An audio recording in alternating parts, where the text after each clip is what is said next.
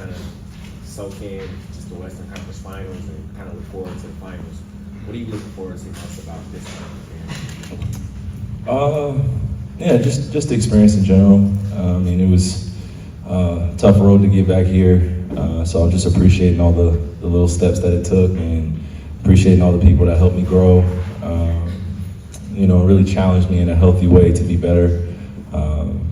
Outside of me challenging myself. So it was a great reflection period the last couple of days, just thinking about not only the past few years, but just what we were able to accomplish this year in such a short period of time, and how we galvanized the city of Dallas and our fans, and it just feels like we have the whole world that's supporting us throughout this endeavor. So I'm appreciative and grateful for everything I had to go through and everything my teammates had to go through in order to get here with me. So it was good. How would you sum up your time in Boston with the Celtics? What do you mean? As far as how did that go for you? It was just a chapter in my life, that I got to enjoy, for the most part. We had a great opportunity to do some special things, but it was cut short just based off personal reasons on my end. And, but one thing that I look back on my time in Boston, I've said this over the past few years, but somehow it gets tossed under the rug. But, the greatest thing I learned from Boston was just being able to manage not only my emotions, but just what's going on a day-to-day basis of being the leader of a team or being one of the leaders and having young guys around you that have their own goals. But you have to learn how to put the big picture first, and leaving those guys, JT and JB, and some of the guys that are still remaining on that team, like Al Horford or Marcus Smart got traded away. We had a great time to bond, a great time to go through some tough times, not just on the court, but I know in due time a lot of that full story will come out and when it's appropriate. But I had a great time in Boston, just being able to learn and grow as a person. Tatum and Bryant were still young at that time. How have you seen them growing since the time you were? They've improved tremendously. I mean, they've made a few All-Star games since I left, ECF, MVPs. So I'm nothing short of proud of those guys for what they've been able to do. Left a lot of good wisdom with them. Try to give as much advice, while I was there, and also when I went to Brooklyn and came to Dallas, just being able to extend a brother relationship with them, let them know I have their back no matter what. This basketball stuff is going to be competitive no matter what. We're going to go at each other, but getting to know them as human beings, they're really special people alongside other people that I got a chance to know in that Boston organization. As you said, the full story can wait for another day, but can you think of an example of something in Boston that made you a better leader, better person, better player, just that happened specifically while there? I just think moving on to the next thing, just learn how to move on and let go of the past. It could cripple you if you allow it to, because I've been bombarded with Boston questions since I left and people trying to figure out what actually happened. But again, I think the full story will come out probably when I'm retired or when it's appropriate, like I said. Because I didn't mind after a few years taking the brunt of the blame. One of the best players in the world, so I know it comes with that fair criticism. But it's just a little bit more grace could have been extended my way, especially what I was dealing with during that time as a human being. I know sometimes in sports it's literally about the end goal and result and what you accomplish, and that's one thing, but we're still human at the end of the day, and I wasn't my best self during that time. So when I look back on it, I just see it as a time where I learned how to let go of things and learned how to talk through my emotions. I came into the league at 19 years old not knowing how to be a young man as of yet, because this whole lifestyle was thrown at me. I was expected to do wondrous things, but I just wanted to continue to develop as a human being. And once I put that first, then you see me flourishing now, so it feels good. Okay. You've talked a lot about kind of the spiritual journey you've been on, and getting to this point of happiness, protecting your peace. There are people in Boston who don't let go of the past, and you kind of know what's going to come your way in terms of animosity from the fan base. How do you approach that? How do you handle that, going on to this stage? I think I'm better at consolidating kind of the emotions now, or being aware of what it's going to be like. You know, we call it animosity, we call it hate, we call it, you know, it's going to be hell in Boston. I mean, there are real live circumstances going on in the world that are bigger than the basketball kind of competitive side of things and answering those questions. But I will say, you know, last time in Boston, I don't think that was the best, not this regular season, but when we played in the playoffs and everyone saw me flip off the birds and kind of lose my shit a little bit. That wasn't a great reflection of who I am and how I like to compete on a high level.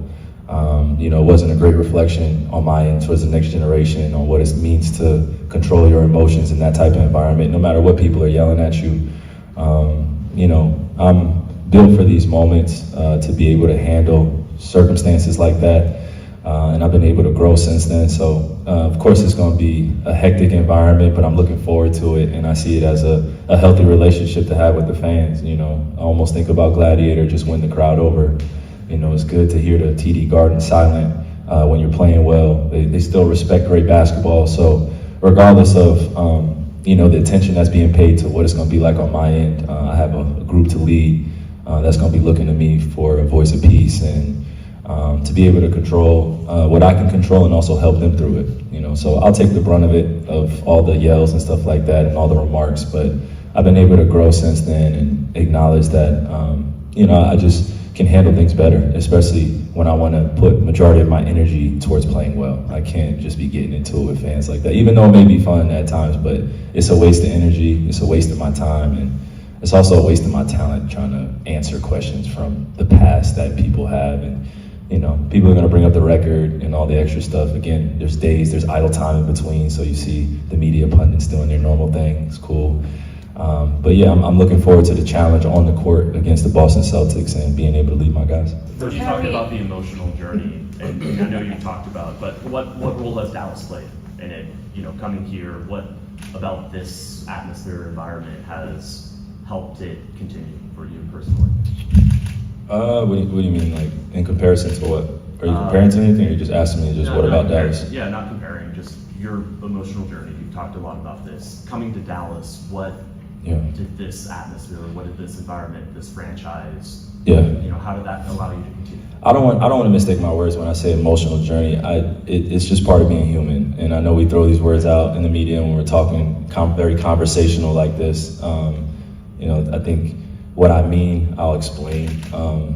You know, just the point that I'm at now is in my life, I have kids, I have a wife, I have responsibilities that are bigger than the game of basketball, so it's easy to put the game of basketball in perspective.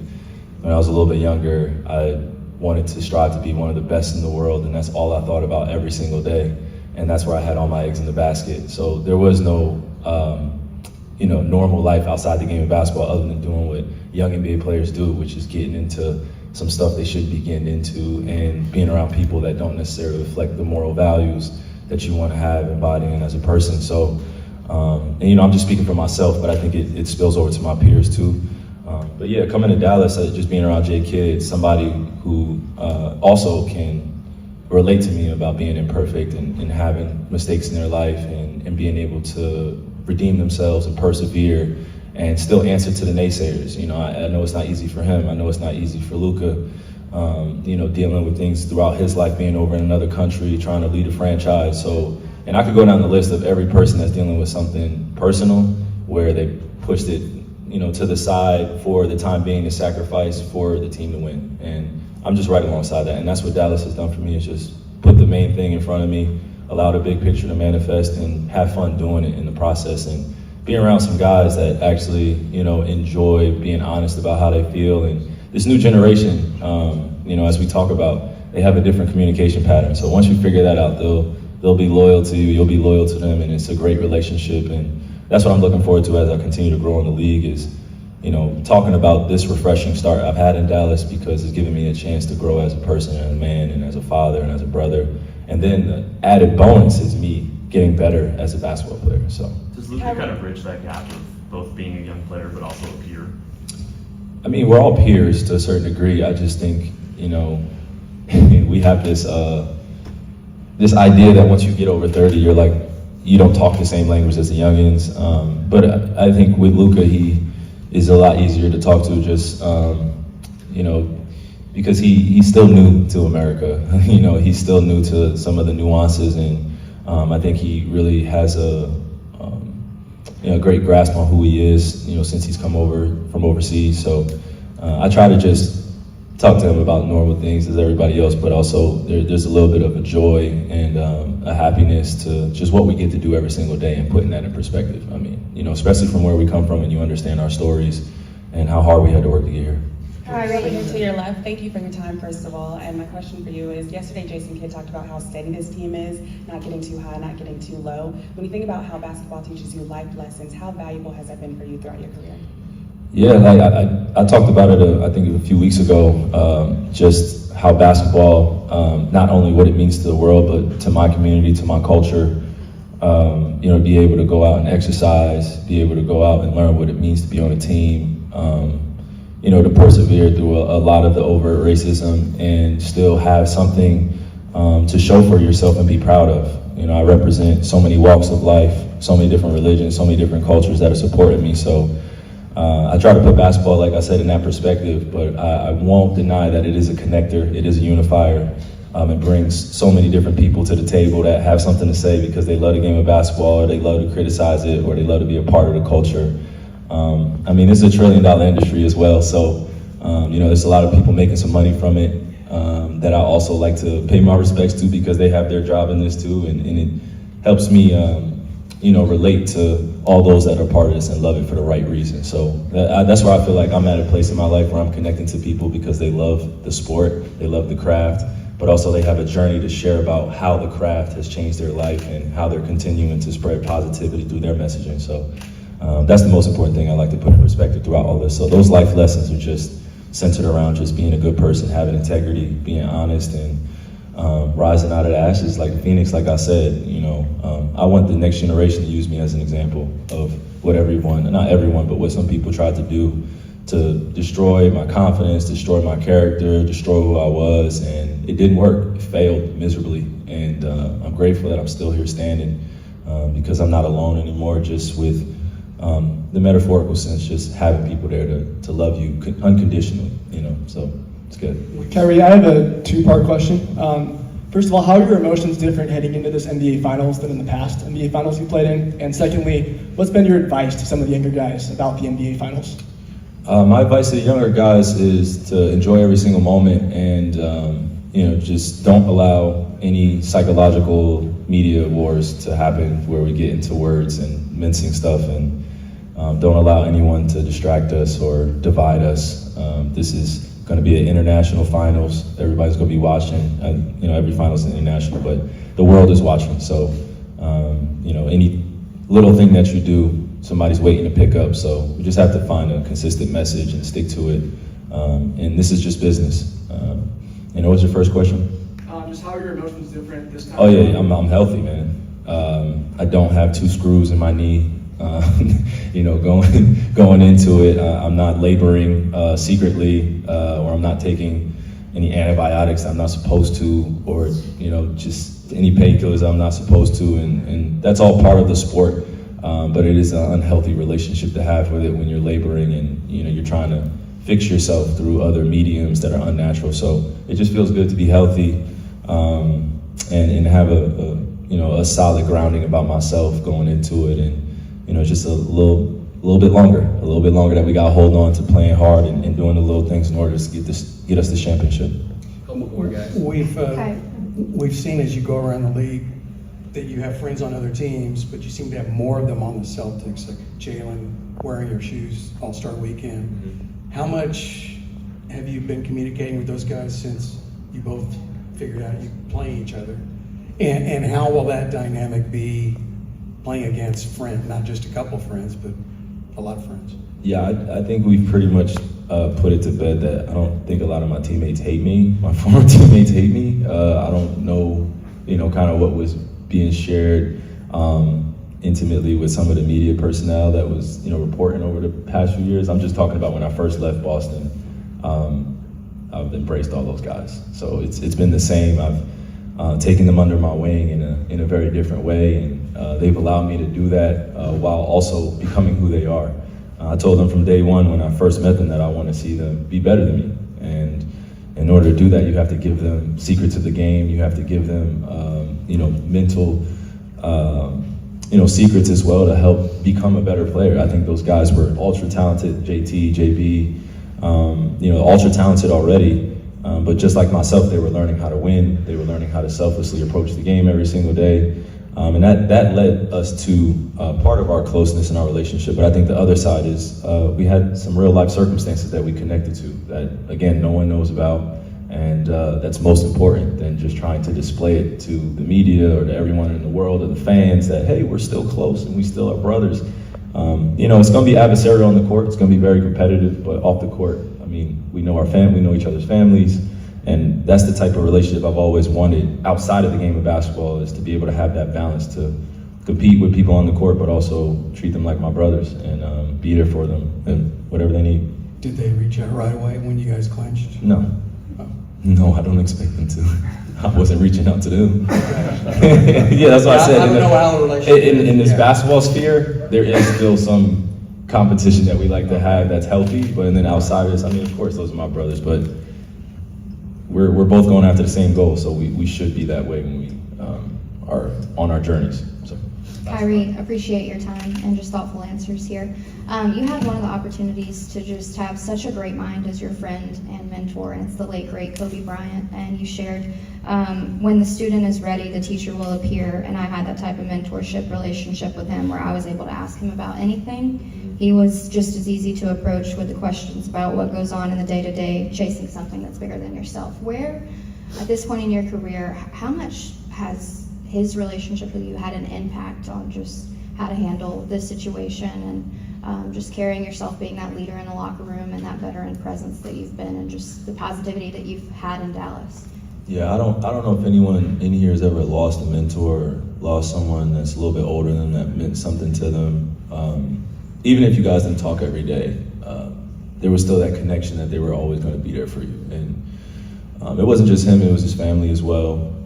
They supported me unconditionally, and I miss him every single day, just alongside the rest of the world and all the Kobe supporters around the world, because he held such a big presence, and he knew what his power was. He knew what his superpowers were, and they weren't on the court all the time. They were his ability to approach life and how he inspired you to continue to do extra even when you got tired. And I think his life lessons transcended basketball or any sport or any entertainment business. It really helped and sparked the new brains for this next generation to carry the torch. And that's what I felt like he was teaching me, was to be able to carry the torch and also know how to pass it along. Obviously along that journey, he's won a few championships that I'm still enamored with, still chasing to a certain degree. I do want to be able to sit at that table to say that I have multiple championships and I'm a multiple champion in the best league in the world. But I think in the small dose of truth, he always reminds me to enjoy the journey. The journey is a reward, and put it in perspective. There are billions of people that are going to love you. There are billions of people that are not going to love you. So I think you should make the right choice to stick to your guns and go with the people that support you through and through, and make them proud and make yourself proud. So every day he walks with me in spirit, and I feel his presence every day. And I'm just grateful that I got a chance to get to know somebody like that, and I got a chance to challenge somebody like that to one-on-one, and just to pick his brain and just understand that there are bigger things than just the game of basketball, like women empowerment, and also doing the little things that a lot of people don't see, meaning helping the world selflessly. So I could go on and on about this, but he helped out a lot of people that no one really knows about, and he did things without anyone's praise. So I try to follow in that same lineage and create my own path, and create my own formula to success while also commemorating his formula that he gave me. Thank Yep. you. Thanks, guys. Appreciate it. See you in Boston. All right. Luka, that night you called Boston the best team in basketball, and said the best record in the league. When you look, what stands out to you in terms of the way that they can challenge you guys? First of all, the kind of players they have, and they're coached very well. So both things, they have amazing players. They're coached very well, and then I think everybody knows their role. They have some great weapons. So I would say about Luka, at this point, you're a first-time dad. How much does having a daughter put the game into perspective and, the biggest stage of your career? It's the best thing in the world being a dad. Just coming home every day. Not every day, but when we're home, is the best thing in the world, and just helps me with everything, not just basketball. How was the live thread between you and Gafford and Lively? What? Sorry? How was the live between you and Gafford, you and Lively, you and D. Jones? How will that be instrumental in a series like this against those lengthy defenders? We'll see, because I think they play different defense that we've seen. They do a lot of cross matches. So that's the way we got to figure out how to attack that. Luka, I wanted to ask if you could put the impact of Dirk Nowitzki on your career, just his impact in the words. A lot. I remember my first year when I came here. It was surreal to be on the same team as Dirk Nowitzki. Obviously, I wish I could play with him more. But that last season, his last season, my first, was amazing. Just experience. Helped me a lot, especially coming in the NBA, not knowing what to expect, what kind of player I'm going to be. So it helped me a lot. Just seeing him work every day, even in his last season, the amount of work he put in and everything. Did he give you any advice for the NBA Finals yet? Not yet. Because you've done this now for a long time, playing professional basketball, is this hard at all? Or are you used to it? Hard? Yeah, it's difficult. It's very hard. Is it? What specifically about it is hard? Everything. You got to see, watch a lot of film. You got to work, and it's very hard. I don't think people understand how hard it is to win games in this league, especially in the playoffs. So I think we earned to be here. We deserve that because every game we played in the playoffs was really hard to win. Luka, ¿cuáles son algunas claves que ves de tu equipo que tienen que tratar de sacar en Boston para contrarrestar lo que pueden hacer los Celtics? Y también preguntarte por la final de Real Madrid el fin de semana, si llegaste a ver el partido y lo que te parece obviamente otro título del equipo mágico. Sí, bueno, primero creo que la clave va a ser nuestra defensa, sobre todo parar a los dos Jason, a Tatum y a Brown va a ser muy difícil y bueno, tiene otros jugadores que pueden hacernos daño mucho, así que nuestra defensa va a ser la clave. Bueno, claro que vi el de Madrid, otro título más, ¿no? Ya que la gente ya está acostumbrada a ganar títulos en Madrid, así que muy feliz por ellos. With a couple of days left until game one, obviously 6 days between games, how much is that time, that layoff kind of helping with recovery, just with the DNA? About the same. It didn't get any better. A good amount of rest to get that better. But it's been more days, so hopefully I'll check in the game one if it's better or not. But it's been great to have some rest for sure. Luka, do you have any comment on Chandler Parsons' comments about your relationship with Porzingis? What comments? He just said that you didn't like playing with him. You see, that's why I don't watch a lot of that, because people don't know. I talked to Chandler Parsons maybe twice in my life, so I don't know how he would mean that. But me and KP have a good relationship. I don't know why people say otherwise. Luka, does this team feel different for you, just from teams prior? Does chemistry feel different, or the bond, or brotherhood? From what? Just other teams that you've been a part of here. I always had that 2022 run. We had great chemistry.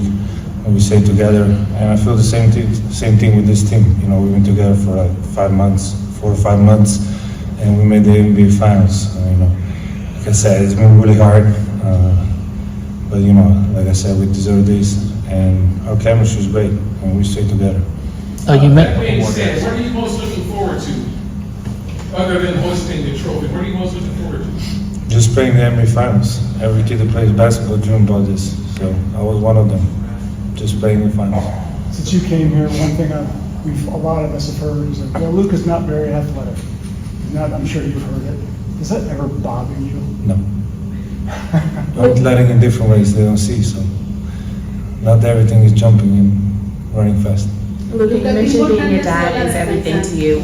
You mentioned being a dad is everything to you. As your daughter gets older, what can you tell her about facing the hard things and overcoming obstacles and how to do that? That's a long way to go. I didn't think about it. But I would just say, do everything that you can to be happy. The less problems you have, the happier it's going to be. So just be happy. That's all that matters. Luka, ¿qué tan importante ha sido la defensa en este año para ti? Muy importante, no solo para mí, para todo el equipo.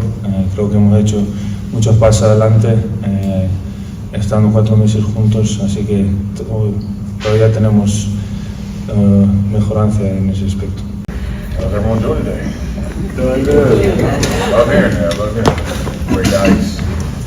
Derek, when you dreamed of this moment as a child, how does reality compare? It just doesn't. The feeling of being able to win, the feeling to be able to go through hardship, the feeling of being able to enjoy this moment with your teammates, with your family, being able to know that there's a lot of time, the amount of days that you stack to be able to get to this moment. You dream of it. And to being able to be in the finals is something that I didn't expect myself to be a part of for a very long time. So just being able to do this in my first year, I just want to be able to learn as much as I possibly can and grow as much as I possibly can. Derek, what have you personally learned about yourself through this playoff run? I know you've been through a lot, and you talked a lot about how your teammates have been able to help you through that. What have you learned about yourself throughout this whole postseason run? I feel like my mama always kind of said this, but my way is the hardest way. We're not going to take the easy way out. We're not going to cry if things are going our way or if it seems like everything's stacked against us. We just got to be able to huddle together as a family, being able to lean on each other. There's a lot of times where it might seem like the world's against you, or it might seem like you look in the mirror and you ain't seeing the same person. But whenever you come in here and you're able to smile with teammates, being able to laugh with teammates, being able to enjoy time with teammates, it makes everything outside of the basketball world that much easier. What is Tyson, J. Kidd, Kyrie? What have you thought of Coach Kidd's stewardship, if you will, on this process? It's your first NBA coach, so you don't have much to compare it to, but what's it been like for you playing for him? I feel like he's been one of the best coaches I've ever had. He's put me in positions where, he's expecting me to fail, and even if I fail, he's going to leave me in there to learn. I feel like, his coaching style fits me very well. He's walking into the locker room and then asking, so what do we think? Being able to have a coach like that who's going to make the players speak, make the players talk to one another, and then say what he thinks is an amazing process.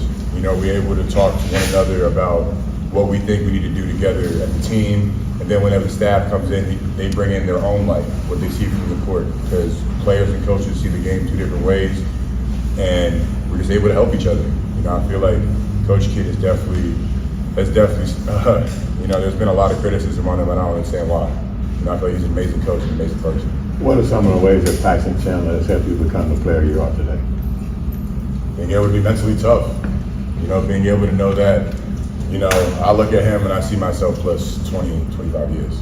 And seeing someone who has been in my position, who has been in this seat, who has played in the championship, who has gotten the championship, being able to guide me, it makes me that much more confident in who I am. Knowing that he has my back, he's confident in me, makes me want to go out on the court and just play with that much more aggression. What does this Boston team pose differently as a threat compared to that of the Clippers, Thunder, and the Timberwolves? I feel like they're an amazing team. They've been on top 3 teams in the league the entire year. They can shoot the shit out of the ball. 1 through 5, they're an amazing team. They can space the floor. They can get to the rim. They have a lot of weapons that they can use on the floor. So we're just going to be able to try to be able to understand when they're going to use their weapons and when we can try to use their weapon against them. I'm sure you're familiar with the history of Kristaps here.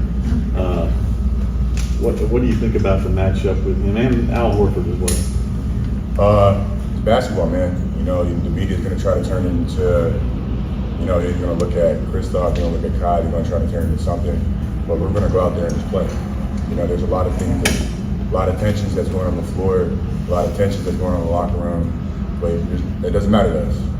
We're focused on going out there and getting 4 wins in a row. Not 4 wins in a row, but 4 wins, stack them, and being able to know that there's going to be a lot of ups and downs. There's going to be a lot of people losing things. And we got to be able to stick together and positive talk and be able to have each other's back. I think most of us have seen the photo, the team photo on the plane. What was like playing right back, maybe some highlights or discussion? It was an interesting plane ride back. You know, it was very high spirits in the plane, but you know, we were traveling in the thunderstorm. You know, we're able to just lean on each other. We're able to have fun, even in the moments where we're kind of like, we gonna make it back. But you know, it was a great time. You know, everybody was leaning on each other. Everyone was talking to each other. You know, people in the front of the plane and people talking to people in the back of the plane. So it was just everybody from the flight stewardess to the pilot. Everybody was happy, and we even had fans that were waiting out in the rain at 2, 3 in the morning. Being able to have people like that back you up just makes you want to go out there even harder. Did you envision yourself having this kind of impact in your rookie year based on what you've done, and what was the vision that this staff had for you going into this season? I don't think any of us expected this. I didn't expect this. My mom didn't expect this. Tyson didn't expect this. Jason Kidd didn't expect this. And they expected me to come to the Dallas Mavericks and learn. And I feel like that's what I did. You know, I don't think they expected me to learn this much this quick. And I think I've been able to be very fortunate for them to put me in position to learn. You know, there's been a lot of times where I was unsure of play calls, unsure of positions, unsure of different things. But I've been able to lean on my team. You know, they back me up. They understand that I'm rookie. They understand that I haven't been in this situation before. But you know, I'm gonna fake it till I make it. You're perfect for the field in the Western Conference Finals. What do you attribute that to?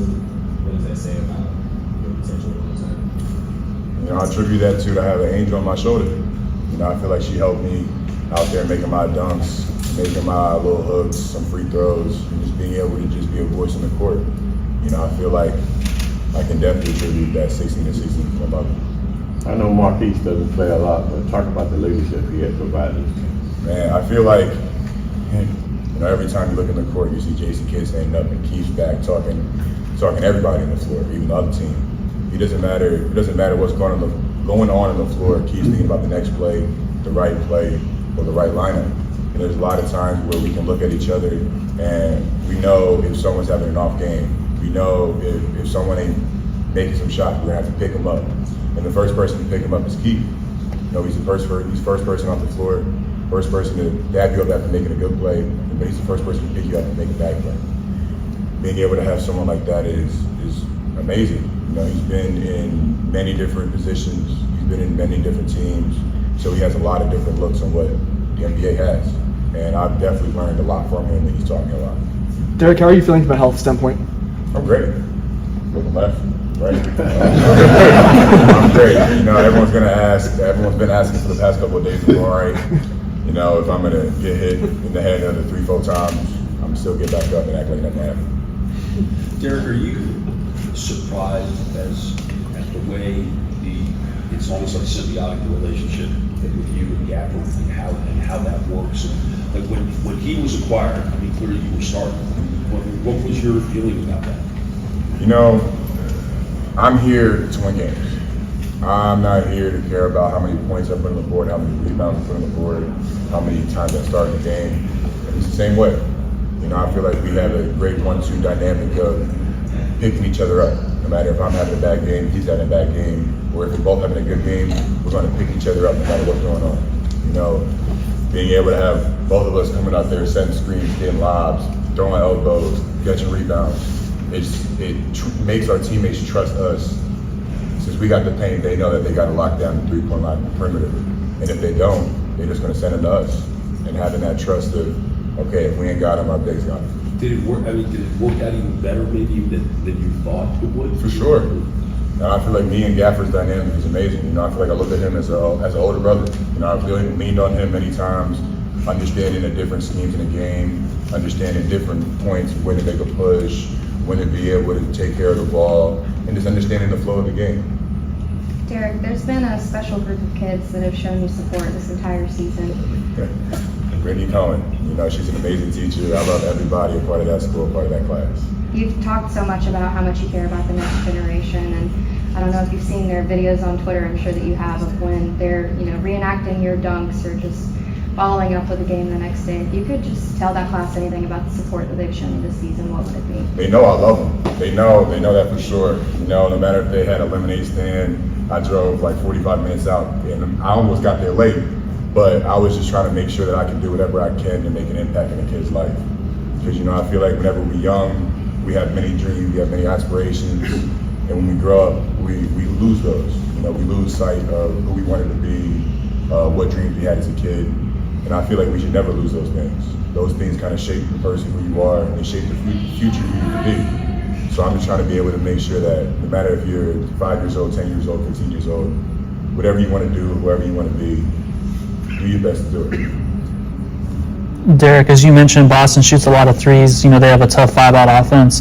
How much progression do you think this defense has achieved guarding 5-out offenses? It's come down to a lot of talk and trust, communication, and just trusting the next man behind you. There's going to be a lot of rotations, a lot of scrambling going on, but I feel like we're going to be able to talk to each other. And even if we mess up, we're going to move on to the next play and learn. Because if we don't learn, then we shouldn't be here. Derek, the trade deadline has been pointed to as a turning point for the season. With the talent in place, the pieces that came here, and then the investment on defense. But how does chemistry, how is that a key to the success that this team has going to the finals? It has a lot. Understanding people's tempos, understanding what they like to do, what makes them uncomfortable, but being able to uplift your teammates because you know what spots to put them in, or you understand what rhythm they like to get into. It took me a little while to understand Kyrie and Luka's, but whenever PJ and Gaff here, it was like they just picked up the things that we were trying to do.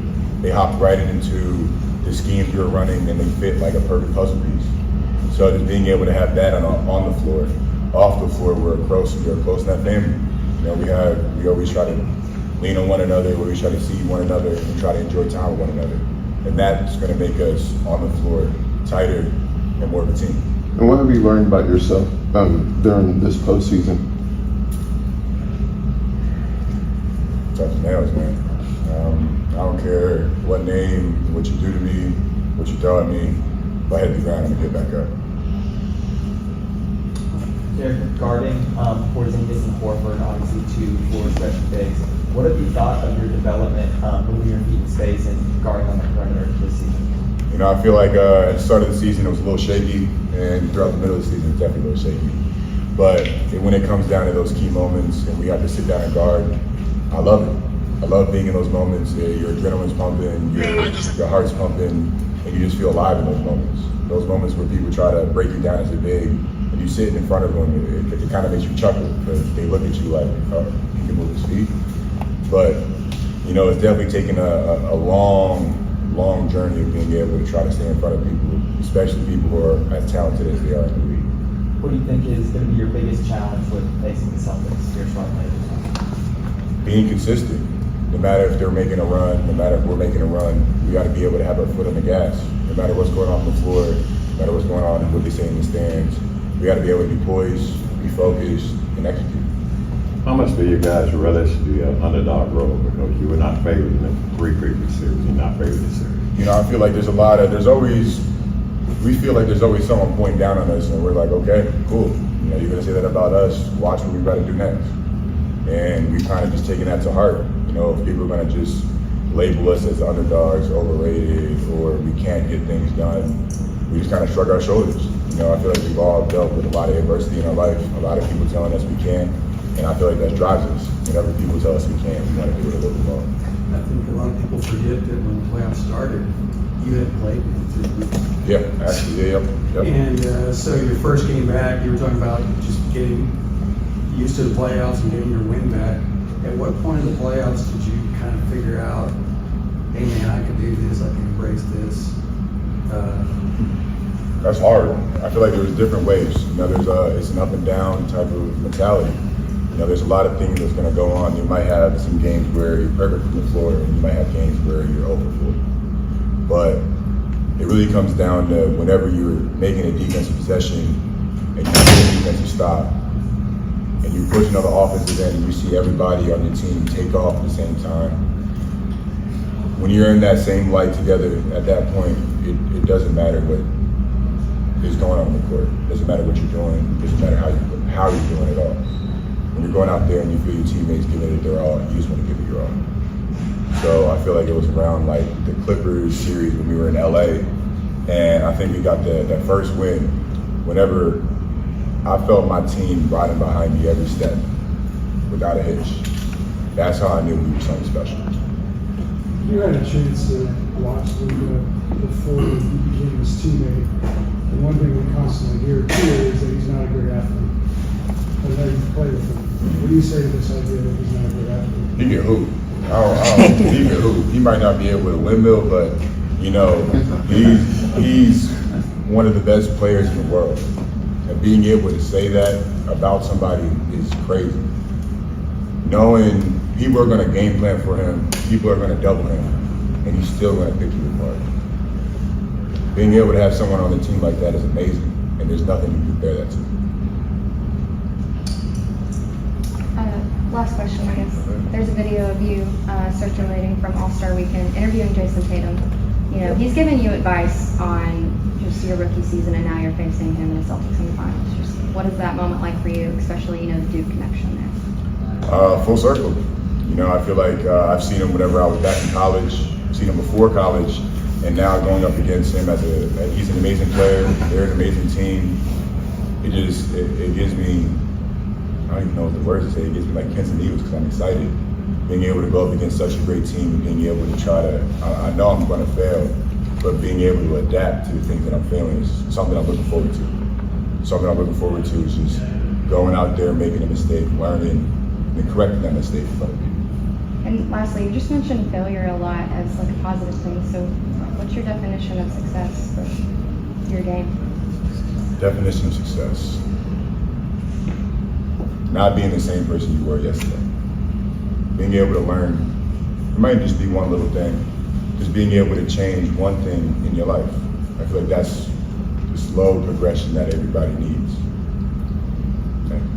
Take us through the lob dunks and why are they so successful? You guys got almost as many lob dunks as all the other playoff teams combined. It's just connection and chemistry.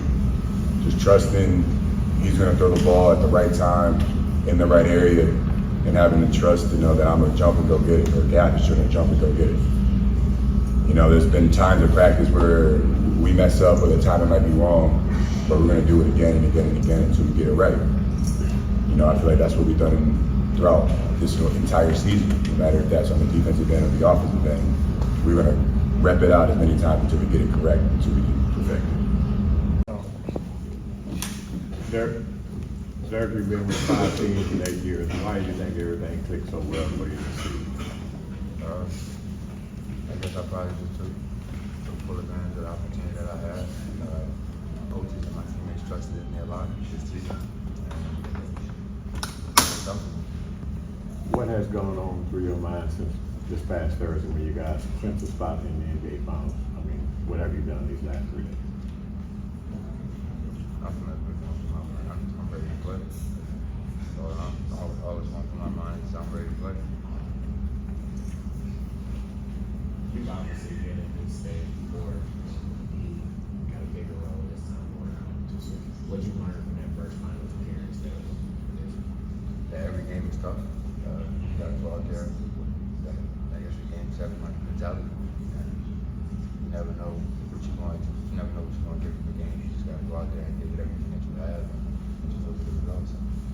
Did you find that the step up from the conference finals to the finals was a step up? Of course.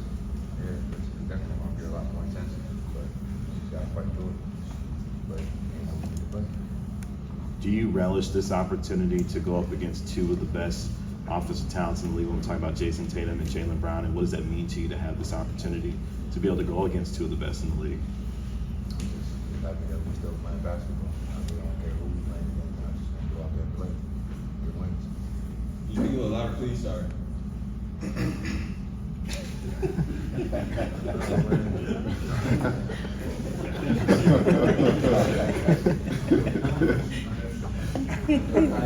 you look at the matchup though, what do you see when you're probably gonna have to go against one or both of those guys? We need good offensive players. Just gotta, like I said before, all the other seasons, all the other series, just gotta keep them from their spot and try to limit them to the shots that they like to take. Derek, before the last series, we asked PJ about the underdog mentality, and he said we don't even feel like underdogs. You guys are confident.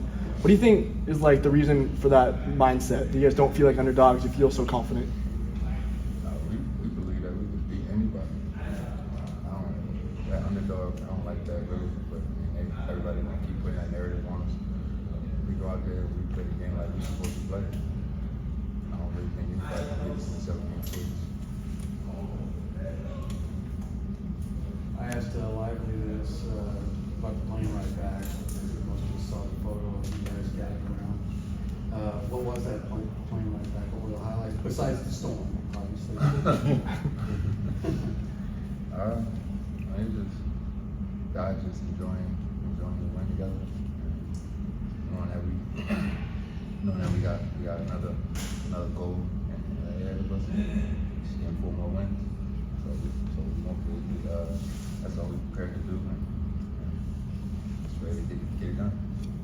You guys have more lob dunks than almost all the other teams combined in the playoffs this year. What is it about the lob dunk? Take us through why this is so successful. You got athletes. You got players that you can just put the ball up in the air and they gonna go get it no matter who you put it at.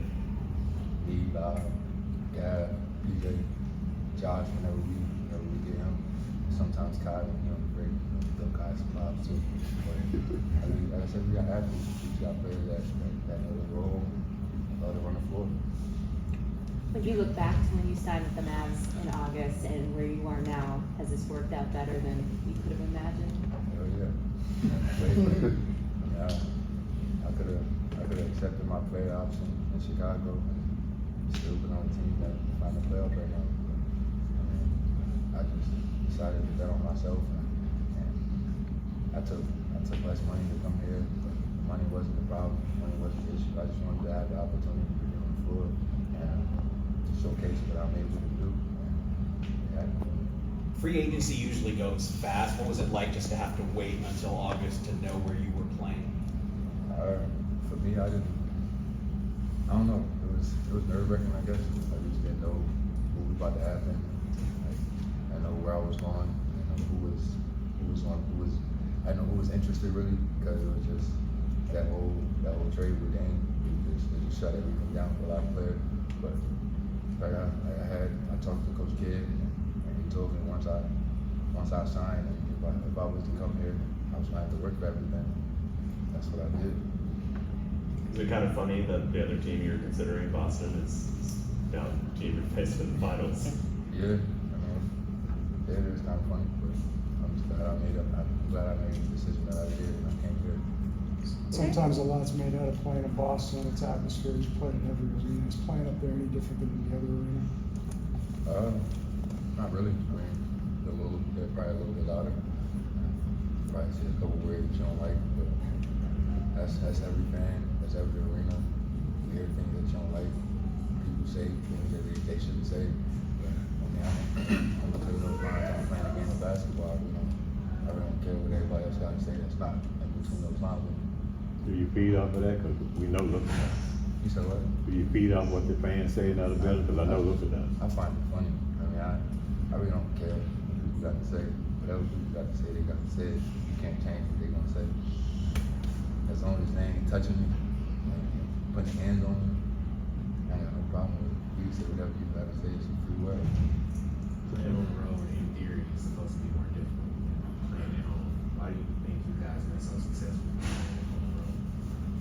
We just stay with each other, stay close, do thick and thin. When things going bad, we huddle up, we talk. Whenever teams on the little run, we always tell each other, taking their punches now, time to loss. Ain't no need to fold, shy away from pressure, because that's not what we're gonna do. We're gonna keep fighting. When you think back to the beginning of all this, and that big goofy guy with a name similar to yours walks through the door, and you kind of get to know him. Could you see Derek coming alive like he did this season, accomplishing what he did? Yeah, I mean, since day one when Live came in here, we knew that he could be special. The kid he came in here, 19, running the floor. He got a lot of energy, rebounding the ball at a high level, and that's all we could expect from him. That's all we could ask him. He did it throughout the whole season for a rookie. So, yeah, that's great. I love it. But next year we expect him to step up, and we expect him to step up even more in the final right now. Did he surprise maybe everybody the way he's developed?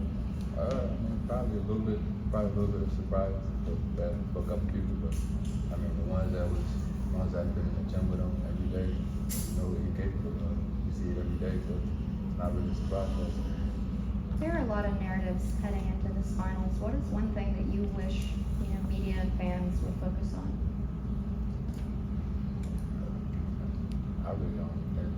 That's up to y'all to focus on whatever y'all want to focus on. I know my team, me and my teammates, we focus on one in the Boston, getting one at a time, and taking it back home, getting it one at a time. I don't know what the media should think about this series, but I know it's going to be a fun one. Do you think you've made the job for your agent this summer pretty easy? I would hope so, but that's. Like I said, Josh, I still got a little bit more that I can give, but hopefully I can get a little bit more.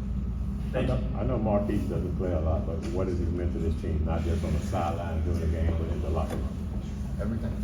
Words of wisdom. He's been to the finals. He's won championship. He actually beat me in the championship when we were in the bubble. So I mean, he has a lot of wisdom in the game, and he teaches us a whole bunch. And even though he's not out there playing with us, we all see that he's well able to be out there playing with him.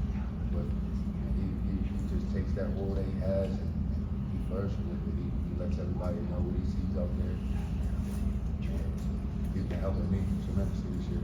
Times when I was upset, I was a little bit out of my head. The one that brought me back. That's one thing I always think of. Thank you guys. How are you, PJ? Good. Good. I have a question, if I can start. I want to read a list to you and tell me if it rings a bell. Become a McDonald's All-American, sign with Kentucky, play for USA Basketball, become an NBA lottery pick, play for the Dallas Mavericks. Yeah, I mean, that's a list I made, I think I was maybe 6th or 7th grade. I was in my room one day and I just wrote down some of the things I wanted to do, obviously in my future, and I stepped onto my wall, took a picture of it, and had just my lock screen. So it was just an everyday reminder to me of the things I wanted to do, and obviously the preparation it took and hard work, it didn't mean anything, and it all was just for me to be here one day. And now that all of those have come true, I mean, how full circle is this moment? Is it that much more special? Definitely. I mean, I feel like I always knew I would be here one day, but just for me being here now, I think I'm just taking a step back. Obviously, I'm super blessed and super grateful for the opportunity. But I mean, just all the hard work I put in since I can remember is just finally paying off, and I'm happy. Even with everybody's got big hopes and dreams, and I'm sure when the trade happened, you had those emotions. But is part of you just a little surprised that you're still here? No, not at all. I think our group of guys from day one since I've been here have been a helping hand for me, just helping me in any way they can on the court and off the court as well. So just a group of guys that we have, nothing surprised me, and I'm just happy that we're still here. And whether it's Tatum or Brown or whoever, what kind of battle are you expecting? It's going to be a dogfight at the end of the day. We're playing for all the marbles, so at the end of the day, this is everybody's goal, and everybody's going to play hard each and every possession, and I just can't wait. In what ways has Kyrie helped you on and off the court since you arrived? Just being able to be the vocal leader. He's been in every position when it comes to the NBA. Obviously, he's an icon. So, I mean, everybody looks up to him, and everybody listens when he talks. So, just him just being able to calm everybody down and just be a great leader and a great vet. I think it's been great for all of us. What kind of reception do you think he's going to get in Boston? I don't know. I don't really care, honestly. I mean, for us, it's all about sticking together and playing our game. At the end of the day, we're going to be confident and poised and ready for the moment.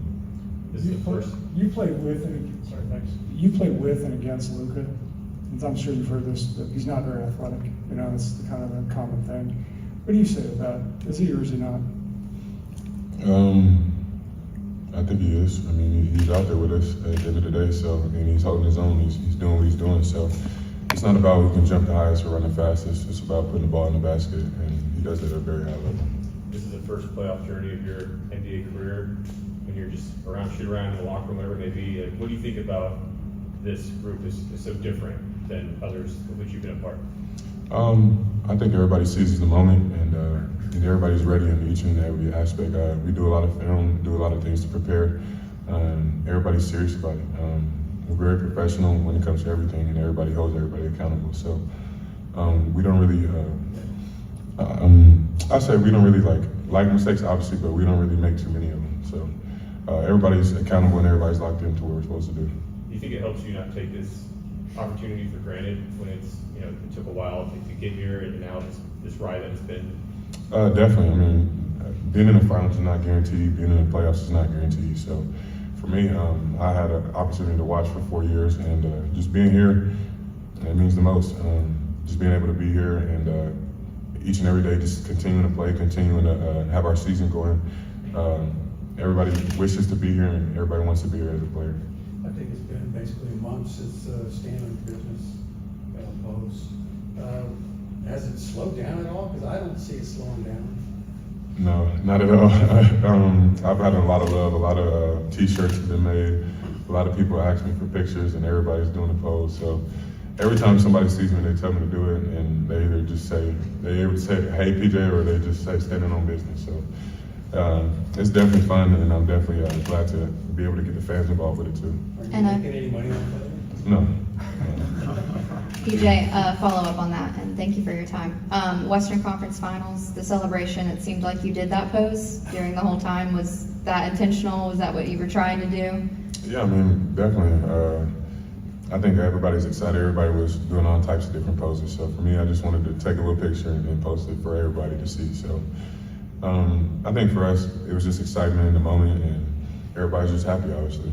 Yeah, and you were one of the first ones to kind of go live in the locker room on Instagram. Just talk about what that locker room was like and just kind of that experience for you and Daniel Gafford. I mean, you've posted from the bottom now to the top. Just what was that like? I'm pretty sure he didn't expect to be here just like I did. And so for me, it was just a lot of emotions, obviously, coming from Charlotte and not really winning a lot of games to being in the finals. So in a matter of months. So I think it was a quick turnaround, obviously, for both of us. And we're just extremely grateful, and we're not taking anything for granted. How good of a coaching job has JP done this postseason in your mind? Great. I don't think he gets enough credit. He makes sure we're well prepared for everything, any outcome, and he's doing a great job each and every day, and I'm happy to have him here. Speaking of credit, what about Nico? I mean, he brought you in, Gafford in, D. Jones, and also re-signed Kyrie within the last year. He was doing his job at a very high level. So Nico's a great guy. I've been knowing Nico since high school. So just when I got here, it was all family atmosphere, and I felt comfortable being able to talk to him about anything. So he makes all of us feel comfortable, and he's doing a great job at that too. PJ, over here to your left, thank you for your time today, much appreciated. You've talked about how much your dad has meant to you along this journey. You have young boys, I know they're still on the younger side, but what does it mean for you to have that opportunity to lead them as your dad has done for you? It means everything.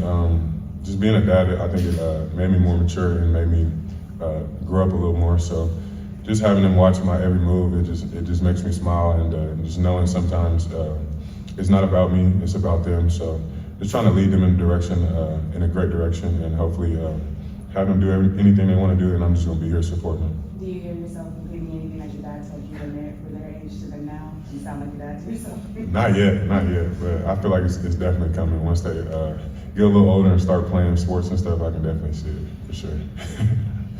You guys are stuck now on a pretty long break. How do you think that's going to affect what we see maybe in the first half on Thursday night? I'm not sure. I think It is a long break at the end of the day, but I think everybody's prepared and everybody's focused. This is the biggest stage in basketball, so everybody's gonna come out and ready to play and prepare for everything they have. PJ, how do you guys like Coach Kidd and Kyrie around the team? How important is it to have guys like that who've been championships, won championships, and have they given any advice to you guys about the NBA Finals yet? I think it's very important. Obviously, people who've been there and actually won. So, yeah, I mean, they told us everything. It's going to be a lot of media. There's going to be a lot of different things we have to do.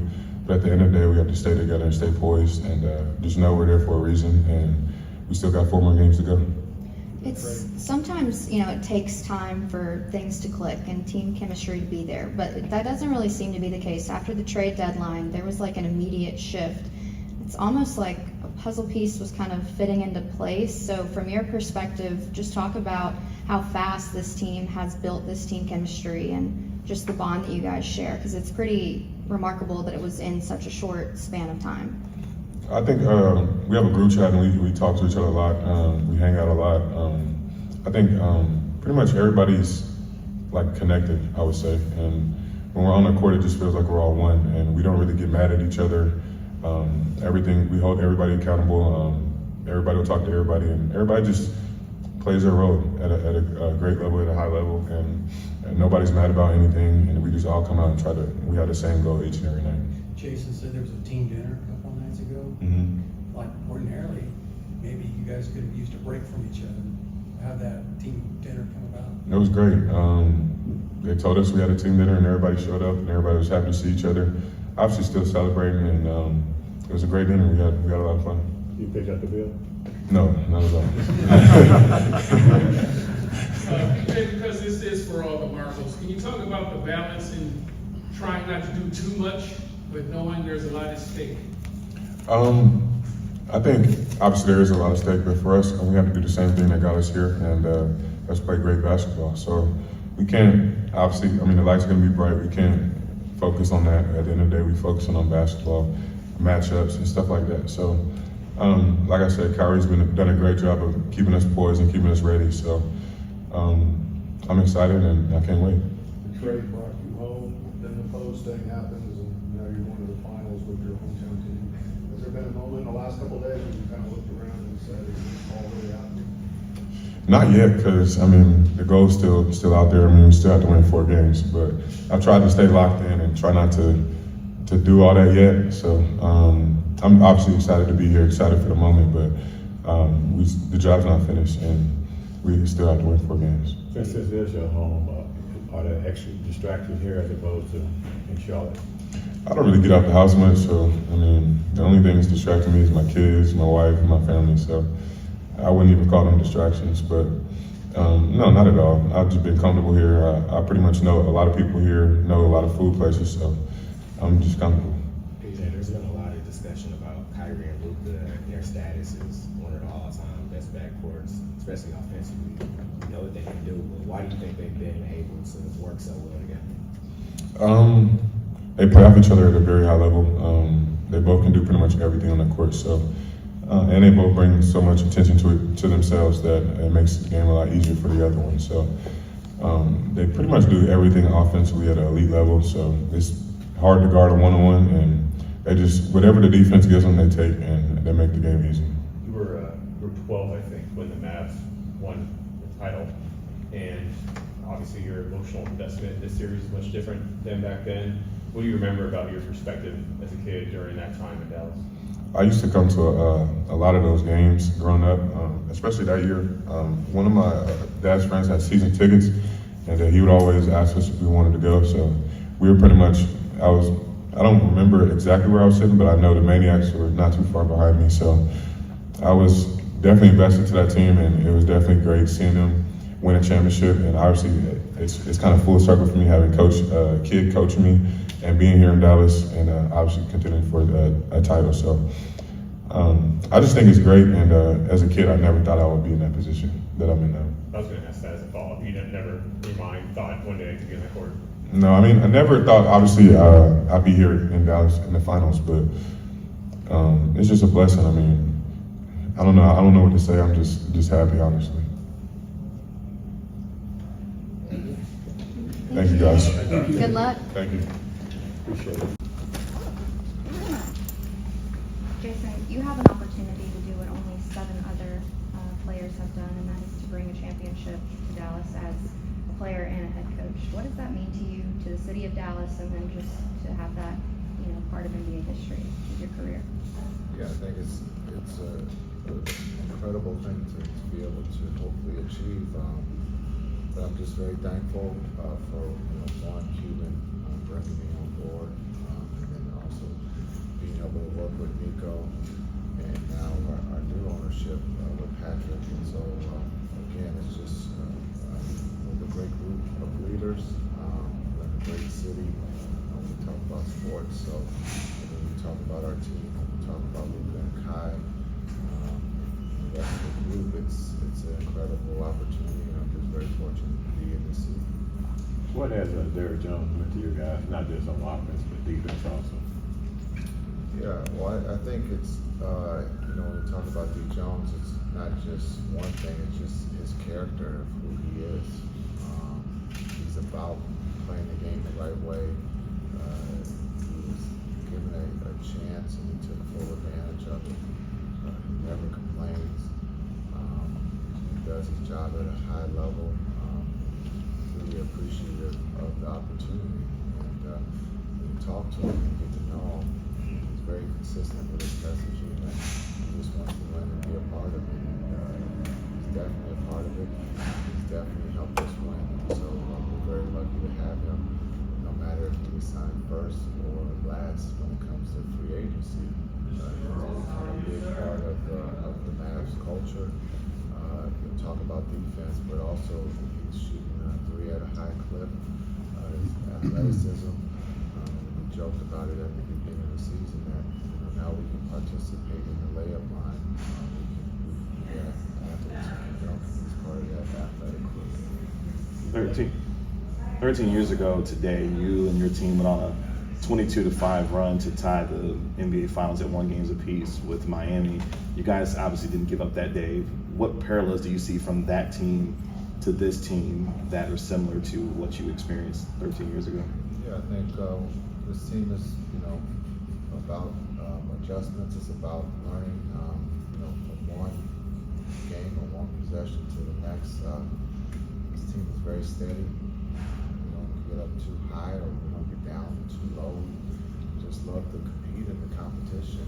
And that's not saying that we're going to win every game or win every quarter, but we learn from that and we bounce back and we put our best foot forward in that next quarter or that next opportunity that we have. And so it's a great group to be around.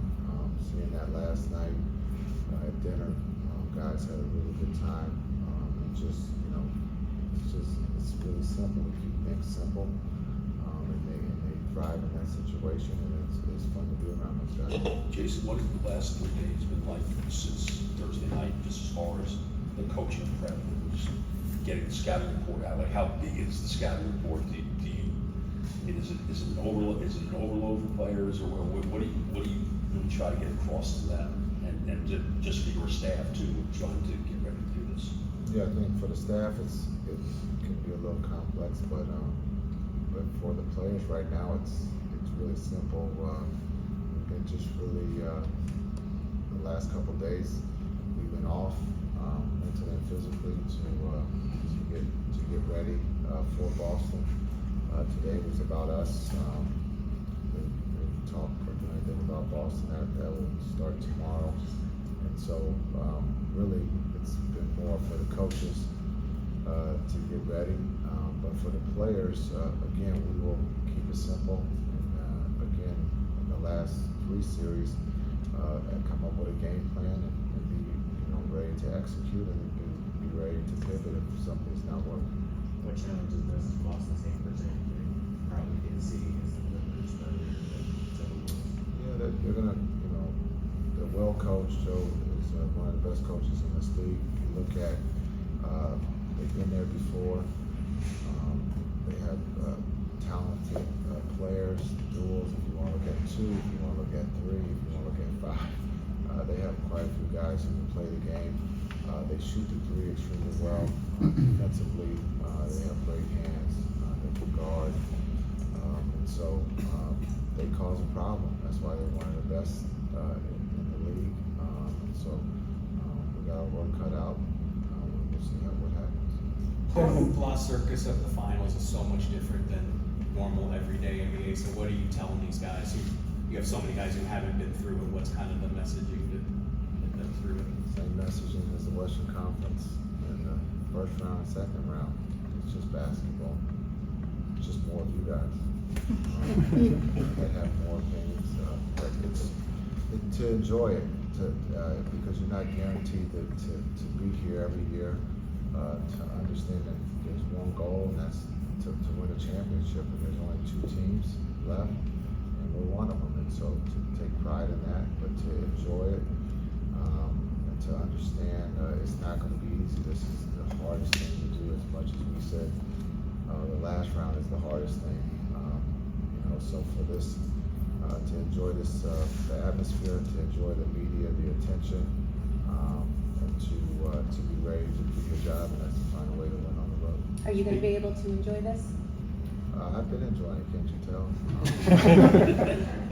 Speaking of us guys and gals, April of last year, you had to answer some pretty tough questions from us for a variety of reasons. Is there any personal vindication for you in this run?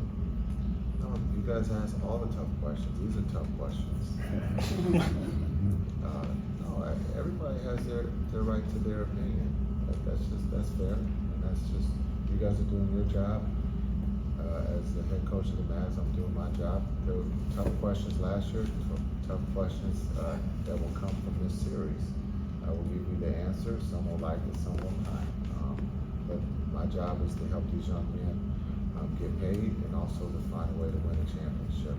And I've done that since I was a player, and since I've been a coach. There's a lot of people who have gotten paid just listening to what I've asked them to do as a player and also as a coach. So now we have an opportunity to win a championship. 2 out of the 3 years we've gone to the Western Conference Finals. Some would say that's pretty cool. Some will say that that's failure, but that's just the way it goes. You're not going to make everybody happy, but I know how to win. I've done that since elementary school to the highest level. I've won gold medals, I've won championships, and so and I've won a championship as a coach, assistant coach. Now I get the opportunity to do it hopefully as a head coach. Jason, it's very rare that a team missed the playoffs one year, in the very next season get to the NBA Finals. What does that mean to you if you guys were able to accomplish that? We had a plan. You guys just didn't know it. Playoffs and then get to the final. Yeah, we got D-Live and Omax. It's all right to fail. I said that before. How you fail? And we were in the lottery, and we got a piece that was huge with D-Live. And then we actually get another piece in Omax, and so it's all right. You can't win a championship every year, but how do you build a championship organization? Dallas hasn't been in that situation in a long time. And Nico and Patrick are doing that, and I'm just happy to be a part of it. But again, the first year I was here, we went to the Western Conference Finals. Hadn't been there in a long, long time. But we acted like we were there every year, but we weren't. But now we're starting to build something, and it's kind of fun to be a part of. And that doesn't mean you're going to win a championship every year. But if you can participate and play for one, that's fun. And that's what we're trying to build. You played Boston twice this year. Did you put any stock in any one of those games at all, even though they were in the spring or the totally different circumstances?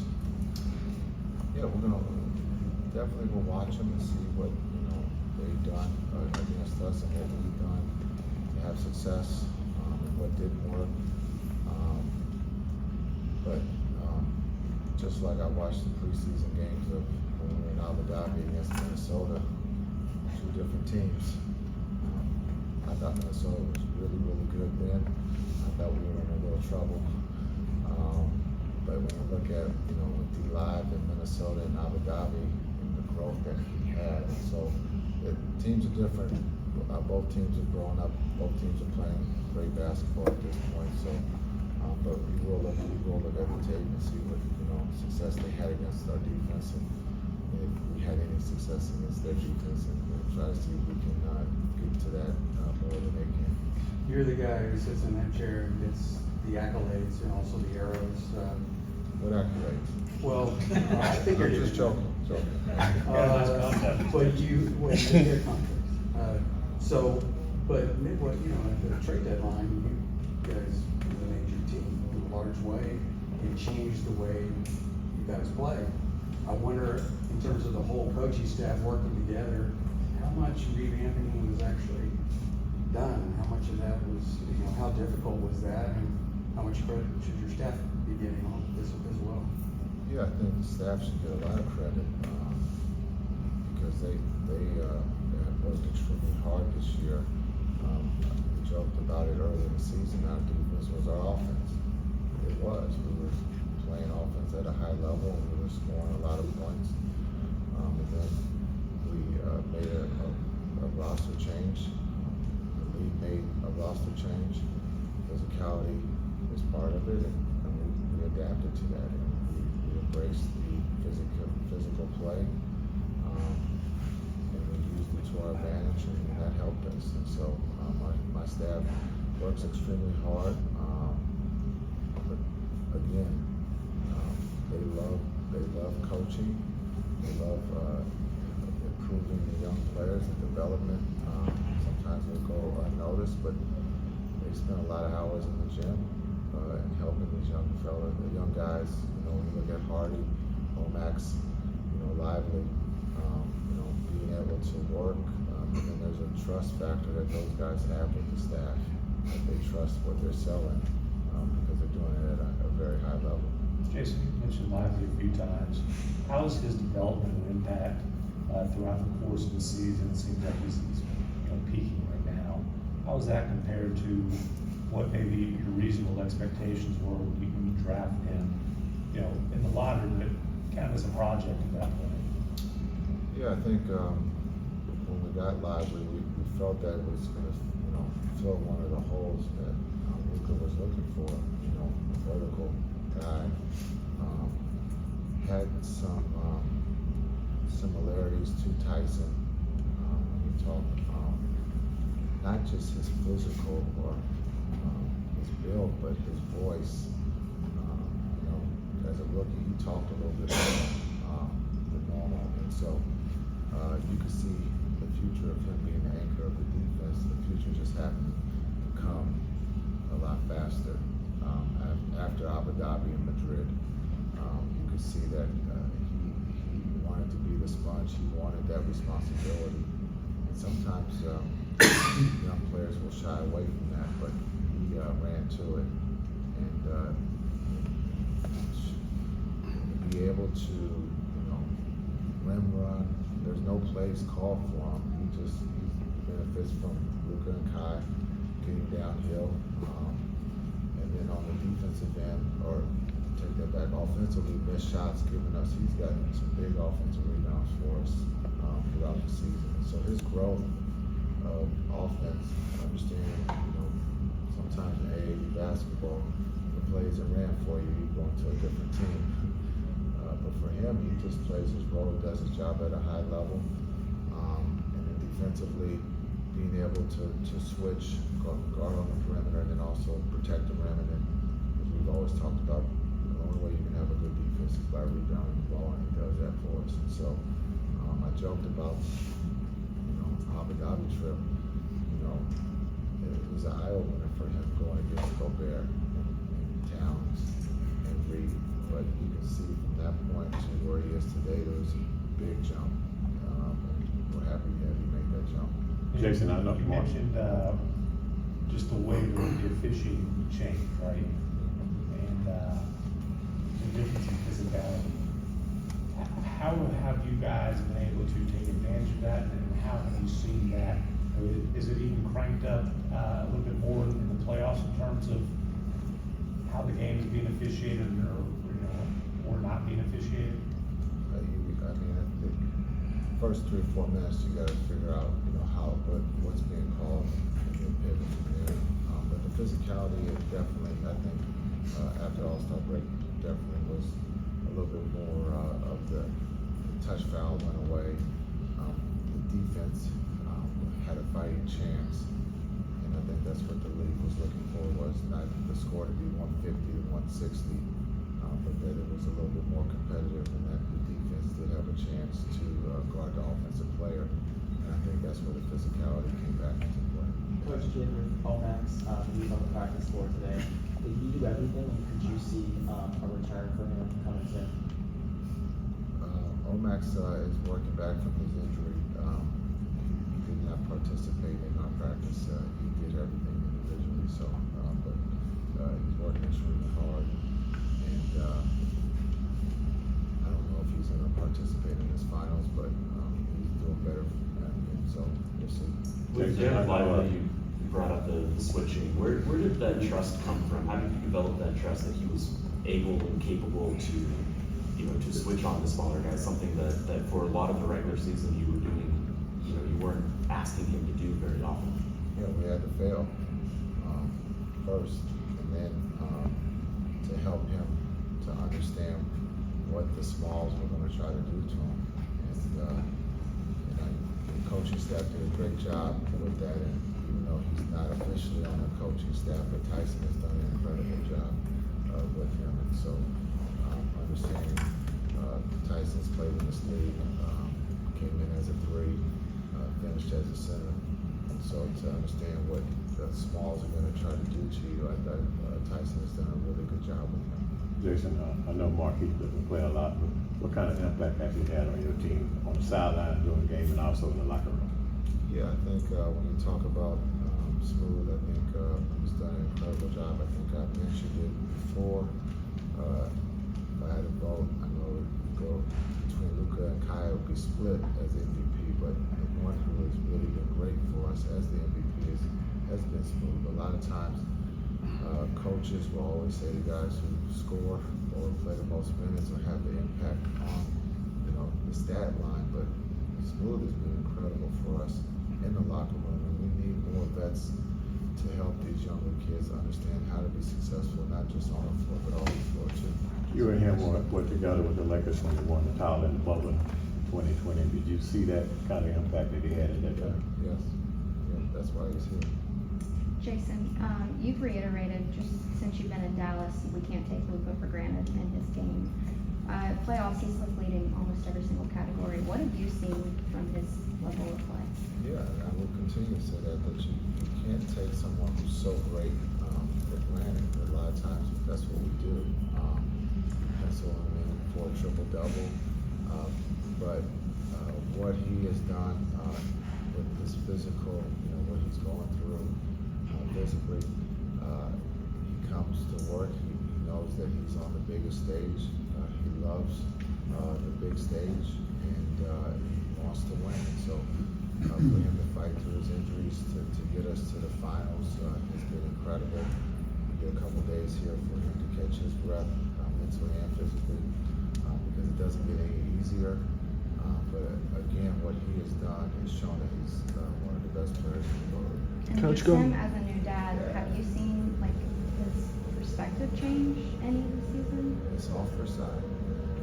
Just kids really get perspective. He understands what a nap is and what sleep is.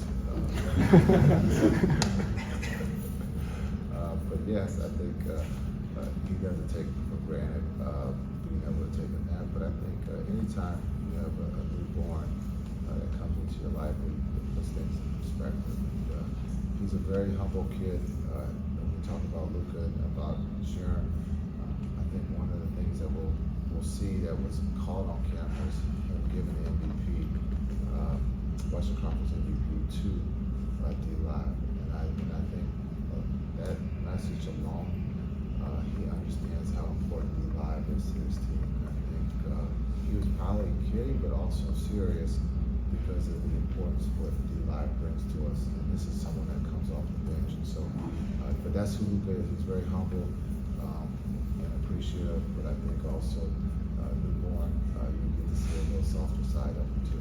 Coach, going off that, we've seen stars excel in the playoffs. We've seen stars struggle in the playoffs. What is it about Luka that you've seen that makes him so focused and able to play well in the big moment? That's a good question. I think it goes back to him in Real Madrid. Just being on the biggest stage at the age of 15 or 16 years old. There's a clip of him out there that he's playing against Russ. He's guarding Russ. Gets Russ to shoot a jump shot. So that let us know that he can't play defense. But it's kind of cool that he's been on this stage as a teenager or as an older teenager. He has always adapted, or he's been able to perform at the highest level. And for that, he can draw on those experiences and get his game to that level. We saw Game 5, but very similar to Game 7 in Phoenix. He didn't let those fans get a chance to cheer. He wanted to end the game, and he did in that first quarter. And so, again, he is special. He's one of the best players in the world, and again, he loves the competition.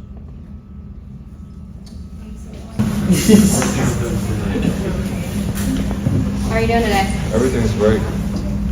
Little rain. We're gonna do mics, sorry. Jason, I want to take you back to your time with USA Basketball and playing with, Coach K. What about his dynamic, just leading all of the superstars in the league at that time, has maybe translated to you working with Luka and Kyrie and, just the status of who they are as a player? Is there anything from that time in your life that you can translate to where you're at in your coaching career? Yeah, I think, when you talk about Coach K, you get to see him on the sideline. You get to see him, on TV in the commercials. But to be able to play for him and for the Olympic team in 08, as close as I got to him is playing against him in his Duke team. But to just see how day one he handled everyone's, ego in that meeting room was dynamic, and the people who are close to him or around him a lot, he doesn't he can swear at times, and so I didn't know that, so that kind of took me by surprise. But I thought the way he just handled the egos in that room of letting them be them, but also talking about coming together as a unit. And I thought Coach K did an incredible job with that 08 team. To be able to handle those type of egos, to have a mission, to talk about winning the gold medal from day one. He was very consistent, but very honest and told the truth. And that was one of the things that I enjoyed, playing for him and being around him, is he told the truth. He told you where you stood and what he wanted. And so just being honest. And so when you're honest with your stars, the respect goes up. And when you look at Luka and Kai, I've always told those two the truth, and will continue to tell them the truth. To stay on the 08 team, we've already talked about how you guys in 2011 were on the team bus, and it was kind of the same thing when you were with the Olympic team. What are some of the parallels that you use from those experiences that helped you with this, like from Abu Dhabi to now? Yeah, Abu Dhabi seems like that was like 3 years ago. I think just chemistry and creating a team is not, it's hard, and so it takes time and to be steady, be consistent, and so as a coach, you're fighting to be consistent. You have to be able to pivot because you're trying to learn your team. Understanding you have Luka and Kai, that's great, but there's other guys too, and that's, again, we've always talked about team. We know Luka and Kai are going to get a lot of the attention, but it's the others too that count just as well. And so Abu Dhabi, I thought was a great time for Kai and Luka. Madrid, I thought it was a great time for the team to be able to spend more time together than normal. And so we were able to create that atmosphere, that chemistry and trust. That's where it all started, and we talked about it, but the steadiness and just being consistent, from Abu Dhabi to today, it's not easy. We're winning and losing. Emotions come with that, but I thought as a coaching staff, we've been consistent, and also the players have been consistent. And we've given the players the platform to express themselves of their likes and dislikes. And so as a coach, you gotta be able to pivot. But we've asked them to come to work with a positive attitude, and the group has. And so that's what's really helped us get to where we are today. Coach, the Mavericks have built a great core of players. They're also building a core of leaders with you getting a contract extension. Now Nico gets one. How cool is that to see, just to see the Mavericks committing to you, to Nico, and for the future? Yeah, I think it's great. When you talk about Cuban's vision of hiring Nico and myself, he should get credit for that, and then also for Patrick to come behind that and to give us a new deal. So we're grateful for that. We still know there's a lot of work to be done, but that's a compliment to be able to get a new deal that reassures that we are doing something right. But we still understand that there's a lot of work to be done, and that's to win a championship. And so we have an opportunity here against the Celtics to do that. So hopefully we can, but if not, we continue to keep pushing forward, being steady, and keep building a championship organization. How have you seen Porzingis adapt to his game and to be able to fit as well as he has in Boston? And then with him coming off of injury, how does his return change the dynamic of what you're looking at versus the team they had out there the last couple series? Well, they were good without him. They're going to be pretty good with him. And so when you look at the return, his ability to space the floor, you always talk about the offensive side, but we've talked about both sides, offense and defense, because he's an underrated rim protector, rebounds the ball, understands he fits in with that group. They've made him very comfortable. You can see that from day one. And so, again, his ability to shoot the ball with range, put the ball on the floor, post up to small, puts a lot of pressure on your defense. And so they keep it real simple. That ball's moving on to the next. The ball doesn't stick a lot of times, so he fits right into what they're trying to do. Coach, I had two questions for you. You detailed this season, it's pretty weird. You guys changed ownership.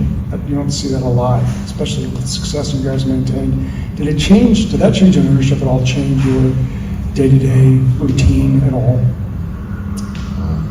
No, it didn't change the routine, no. So your level of communication with Mark and ownership is the same as before? Yes. The other thing was you've coached your way to the NBA Finals, you played your way to the NBA Finals. Was it as much fun coaching it as it was to play your way to there? Oh, a lot harder to coach.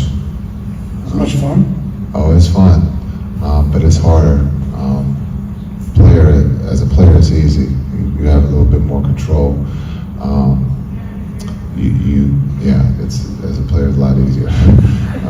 As a coach, it's harder, but it's gratifying, and it does feel good to be able to be here.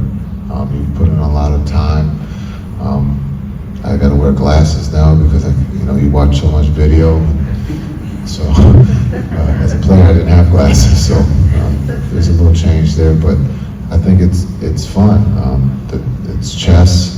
I love playing chess and understanding to put the guys in a position to be successful on and off the floor. So as a coach, it is fun.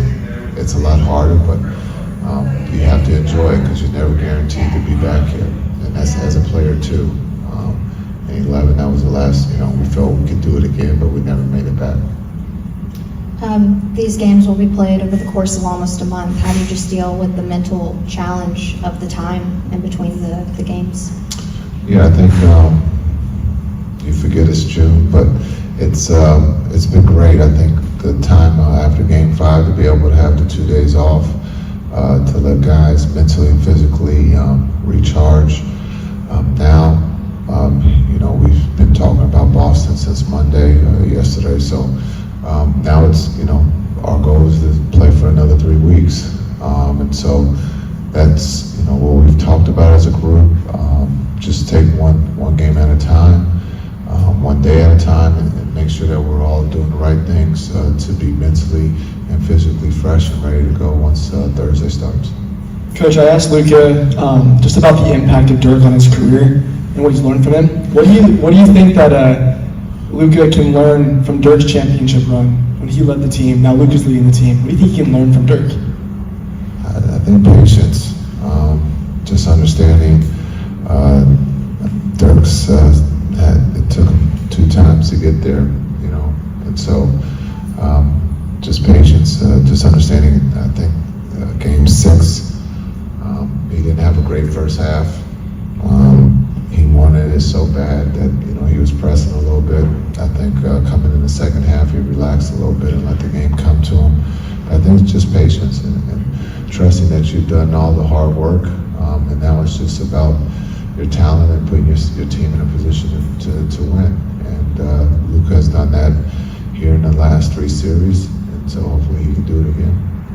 Jason, over here to your left, thank you for your time today. You've talked to us several times about how you stay present throughout whatever is going on, not too high, not too low. Is that a lesson you learned via basketball or a life lesson, and how has it helped you throughout the chapters of your life? Yeah, I think I learned them later in life, being introduced to different people.